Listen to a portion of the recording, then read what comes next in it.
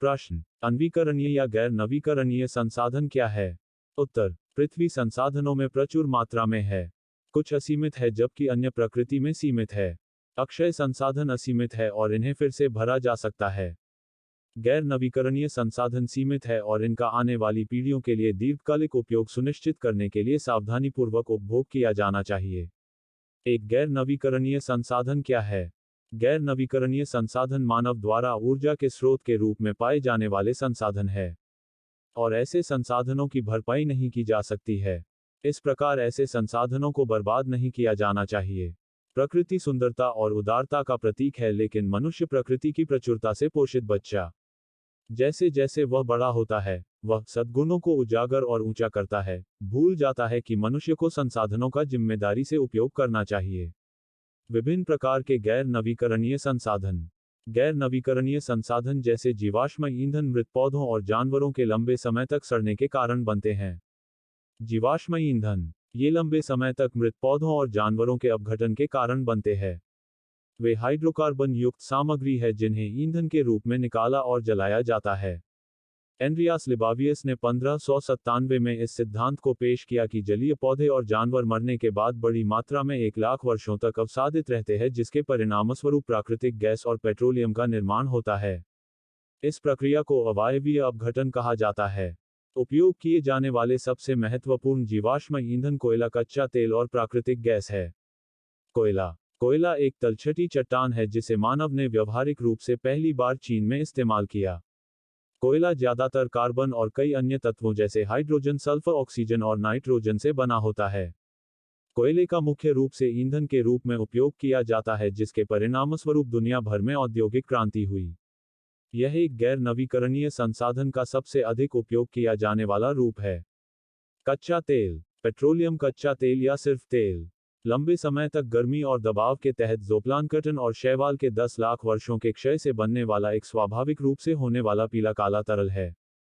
इसे तेल ड्रिलिंग द्वारा निकाला जाता है, जिसके बाद तेल को परिष्कृत और अलग किया जाता है, जिसके परिणामस्वरूप मिट्टी के तेल, गैसोलीन, डीजल, डामर आदि जैसे कई अन्य उप उत्पादों का निर्माण होता है।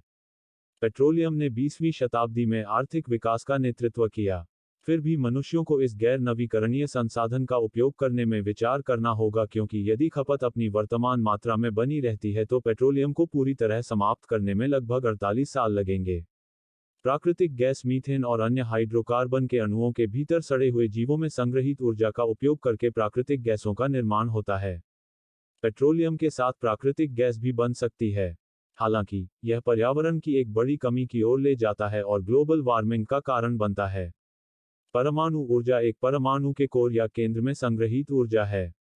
परमाणु प्रतिक्रियाओं के उपयोग से बिजली का उत्पादन होता है। हालांकि इसे एक गैर नवीकरणीय संसाधन के रूप में अत्यधिक उपयोग नहीं किया जाना चाहिए, क्योंकि उत्पन्न परमाणु कचरे को निपटान करना मुश्किल होता है और क्षय होने में बहुत लंबा समय लगता है, जिससे पर्यावरणीय स्थिरता के लिए खतरा पैदा होता है। अन्य गैर नवीकरणीय संसाधन। गैर नवीकरणीय संसाधनों के अन्य रूप हैं जो समझने के लिए प्रासंगिक है। भूजल एक गैर नवीकरणीय संसाधन है, क्योंकि जिस दर से इसे जलभरित से हटाया जाता है वह पुनर्जनन दर की तुलना में बहुत तेज है, जो तुलनात्मक रूप से बहुत धीमी है।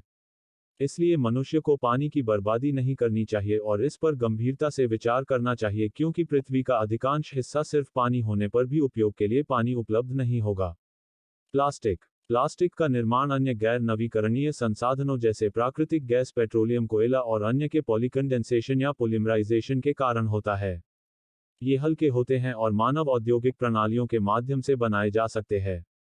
उनकी लचीली प्रकृति उन्हें ले जाने में आसान बनाती है, लेकिन उन्होंने पर्यावरण को बहुत नुकसान पहुंचाया है, क्योंकि प्लास्टिक कचरा प्रदूषण का कारण बनता है।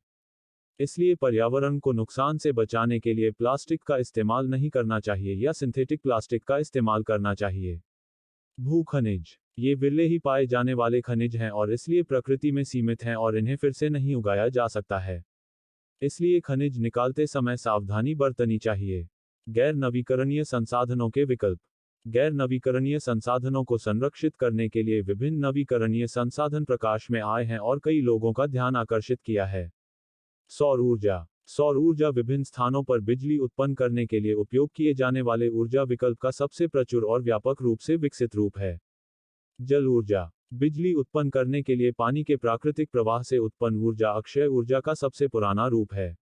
पवन ऊर्जा। पवन द्वारा उत्पन्न ऊर्जा को पवन ऊर्जा कहते हैं। भूतापीय ऊर्जा। पृथ्वी की सतह द्वारा उत्पन्न ऊर्जा को भूतापीय ऊर्जा कहा जाता है। अब प्रश्न उठते हैं कि भूजल एक अनवीकरणीय संसाधन क्यों है? भूजल एक गैर नवीकरणीय संसाधन है क्योंकि इसकी खपत दर की तुलना में इसे स्वचालित रूप से भरने में बहुत लंबा समय लगता है। क्या मिट्टी को गैर नवीकरणीय संसाधन के रूप में वर्गीकृत किया जा सकता है? पृथ्वी 70% से अधिक पानी से आच्छादित है और मनुष्य विभिन्न रूपों में प्रदूषण पैदा करके मिट्टी को कम करते रहते हैं, जिससे उचित उपयोग के लिए कम भूमि उपलब्ध होती है और यह एक गैर नवीकरणीय संसाधन बन जाता है। क्या पेट्रोलियम खत्म हो जाएगा? यदि वर्तमान मात्रा दर से उपयोग किया जाता रहा तो पेट्रोलियम 48 वर्षों के भीतर समाप्त हो जाएगा। प्रस्तुति समापन। आपका धन्यवाद। Disclaimer: This notes has been made after a lot of research, yet the accuracy of the answers may vary. The author assumes no responsibility or liability for any errors or omissions in the content of this notes.